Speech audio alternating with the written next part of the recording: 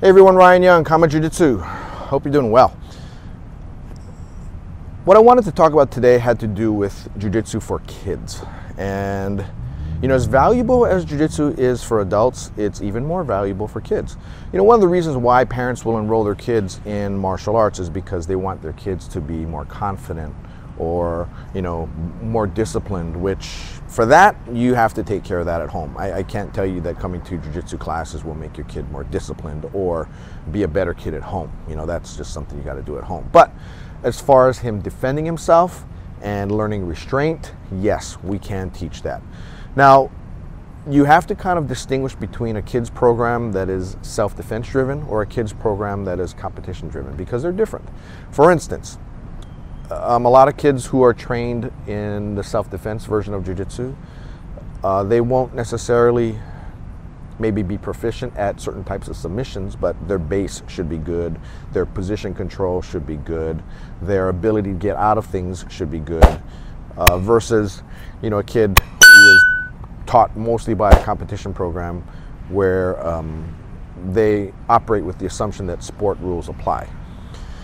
So one of the things I always tell parents is this, when they ask, what is an advantage of learning Jiu-Jitsu versus learning another martial art? And I said, well, think about what the martial art does. If the martial art that you're taking your son to teaches all about punching and kicking, then that's what your kid's going to be trained to do. Which means that if your kid is very good at punching and kicking, and turns out a bully starts hassling them in school, the only thing they really know how to do to stop the hassling is to punch them or kick them. And it'll be sometimes done to a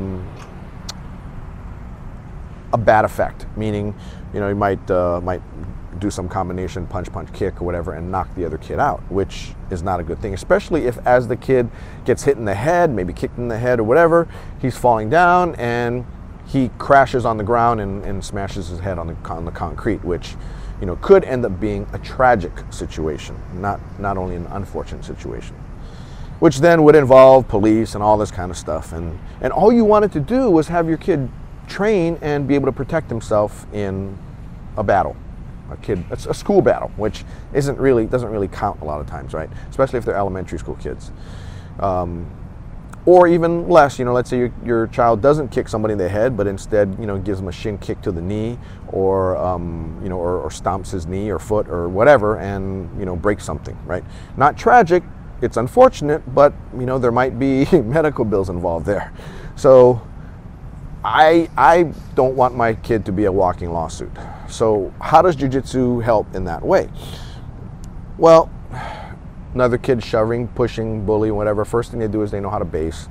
Then they go in and close the distance to protect themselves so they don't get hit, get to a clinch, take them down, sit on their chest, pin them down in what we call the bully pin, and just not hurt them.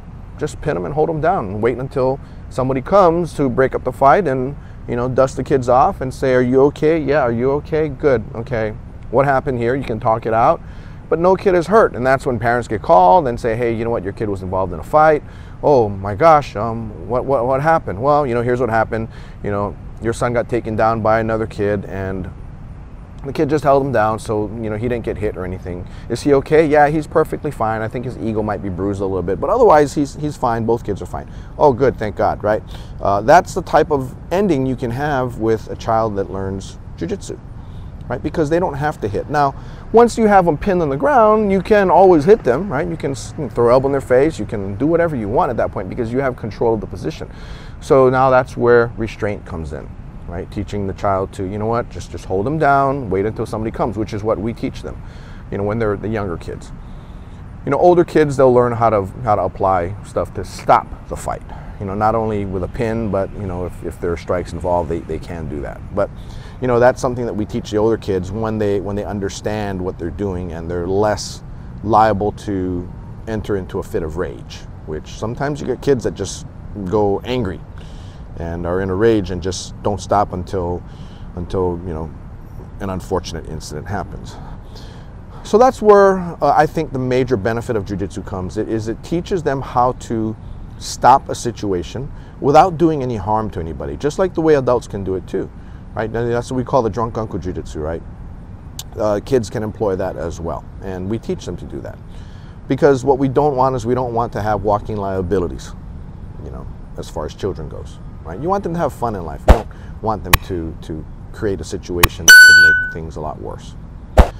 So for those of you parents who are looking to or considering having your kids do a martial art, I strongly suggest you look into Jiu-Jitsu, especially Jiu-Jitsu that takes it from a self-defense perspective. Anyway, it's getting dark as you see here, so daylight's going. We are at pretty much the end of summer here in September now. So anyway, I hope you guys had a great summer. Hope you guys have a great fall coming up. And that's all I got for you guys. Take care. Happy training. Bye now.